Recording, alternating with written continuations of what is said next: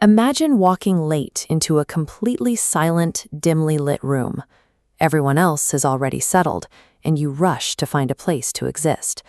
For one participant in this group session, the available chair triggered a series of immediate calculations. She found herself sitting with her back to the door, positioned between two men she didn't know. Her internal threat assessment monologue took over instantly.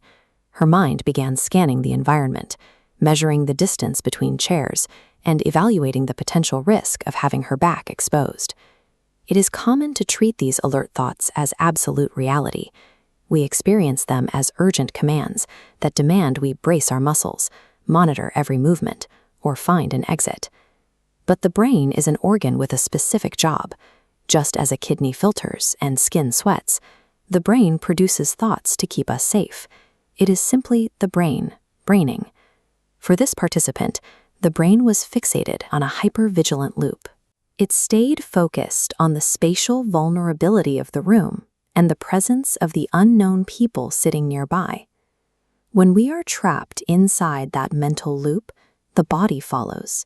The nervous system stays locked in fight or flight, regardless of whether a physical threat actually exists in the room. Identifying completely with our brain's protective output keeps the system in a state of exhausting alarm. We remain on guard, even in a space designed for rest.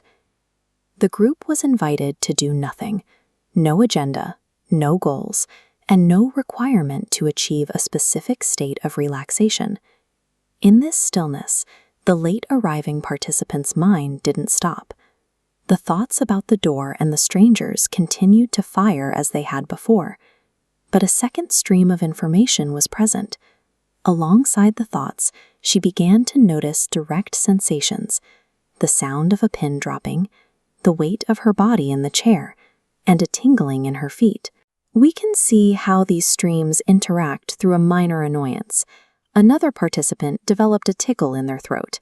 This flowchart breaks that experience into 3 parts: sensation, attention, and judgment. If the participant focuses on the tickle while judging it as a problem, thinking, "I can't cough or I'll ruin the quiet," the sensation actually feels more intense and harder to bear. However, if they watch the raw sensation without that judgment, the tickle begins to change. It may move, shift in intensity, or eventually fade on its own. This same mechanic applies to the anxiety felt by the participant who arrived late. While her brain continued to generate vigilant thoughts about the door, her physical shoulders dropped. She even experienced a brief sleep-like nod. Her body was settling based on the direct sensory stream of the room, effectively ignoring the alarm narrative her brain was still producing. Nervous system regulation doesn't require us to win an argument with our thoughts. It happens when we allow the stream of physical sensation to exist alongside the stream of the mind. This shift in perspective is even more visible when the stakes are higher.